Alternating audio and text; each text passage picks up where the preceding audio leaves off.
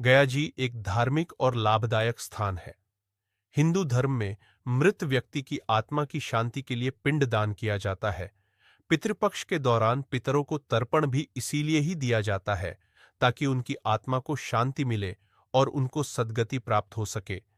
कहते हैं कि एक बार जो व्यक्ति गया जाकर पिंडदान कर देता है, उसे फिर कभी पितृपक्ष के दौरान श्राद्ध पिंडदान करने की जरूरत नहीं पड़ती है।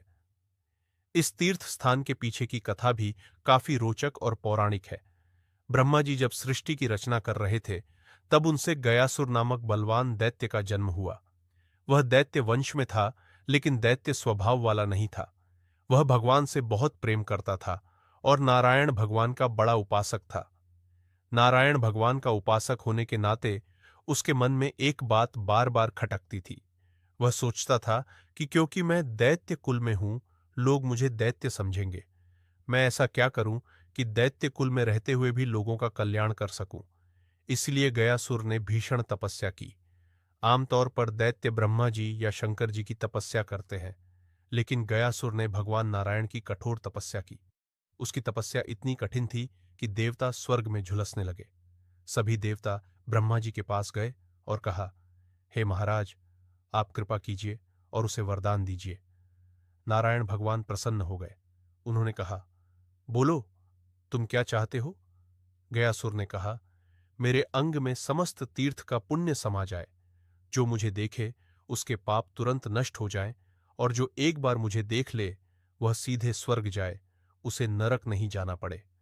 नारायण भगवान ने कहा, इतनी कठोर तपस्या करने के बाद भी तुमने अपने लिए कुछ नहीं मांगा। तुम किसके लिए मांग रहे हो? गयासुर ने कहा, मैं चाहता हूं कि जो मुझे देखे उसके पाप समाप्त हो जाएं और उसे यमलोक नहीं जाना पड़े। भगवान बोले, हम तुमसे प्रसन्न हैं। तुमने सबके कल्याण के लिए वरदान मांगा है। नारायण भगवान ने कहा, तथास्तु, जो तुम्हें देखेगा उसके पाप नष्ट हो जाएंगे। गयासुर बड़ा प्रसन्न हुआ और अपने घर लौट आया। उसने पृथ्वी पर परिक्रमा करने का निश्चय किया ताकि और लोग उससे मिल सकें। उसने सोचा कि अगर वह पृथ्वी पर परिक्रमा करेगा तो जितने लोग उसे देखेंगे उनका कल्याण होगा। इसलिए गयासुर यात्रा पर निकल पड़ा और सबका कल्याण करने लगा। उसकी यात्राओं के कारण यमपुरी में पापी नहीं रहे और धर्मराज परेशान हो गए। धर्मराज ने ब्रह्मा जी और नारायण भगवान के पास जाकर कहा, क्या हो गया? पृथ्वी पर सभी पापी मिट गए हैं, नरक के सभी स्थान खाली हैं। नारायण भगवान मुस्कुराए और कहा, कुछ परोपकारी आत्माएं होती हैं जो दूसरों के कल्याण के लिए जीती है। ब्रह्मा जी ने कहा, कुछ करना होगा ताकि यह रुक जाए। उन्होंने गयासुर से कहा कि उसकी देह पर यज्ञ करना चाहिए।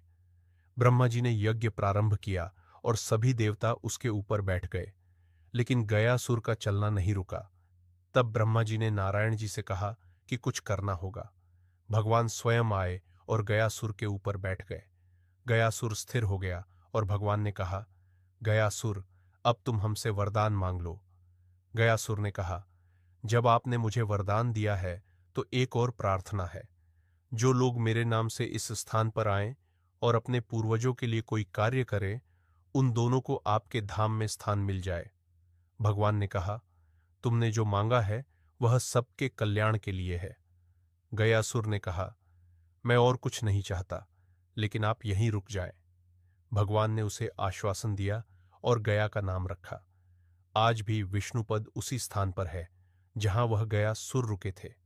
भगवान ने आशीर्वाद दिया कि जहां गया स्थापित हुआ है वह पितरों के श्राद्ध तर्पण आदि करने से मृत आत्माओं को पीड़ा से मुक्ति मिलेगी। क्षेत्र का नाम गयासुर के अर्धभाग्या नाम से तीर्थ के रूप में विख्यात हो गया। इस तरह से समस्त मानव जाति का कल्याण होता है। साथ ही वह भगवान श्री विष्णु जी ने अपने पैर का निशान स्थापित किया, जो आज भी वहां मंदिर के यह दर्शनीय है। गया विधि के अनुसार श्राद्ध फल्गु नदी के तट पर विष्णुपद मंदिर में वह अक्षय वट के नीचे यह श्राद्ध कार्य किया जाता है। जिस स्थान पर गयासुर पत्थर की शिला के रूप में स्थापित हो गया, वह स्थान आज बिहार के गया में है और जहां श्राद्ध करने से पितरों का कल्याण होता है। तो भक्तों, ये थी गया के तीर्थ स्थल में बनने की कथा। वीडियो को लाइक करें और कमेंट में यथासंभव श्री हरि जरूर लिखें। भगवान आपका कल्याण करें। जय श्री राम।